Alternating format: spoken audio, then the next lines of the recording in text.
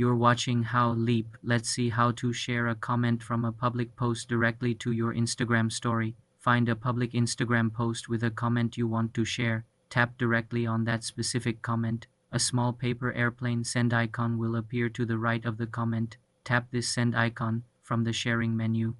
That pops up. Select add comment to your story.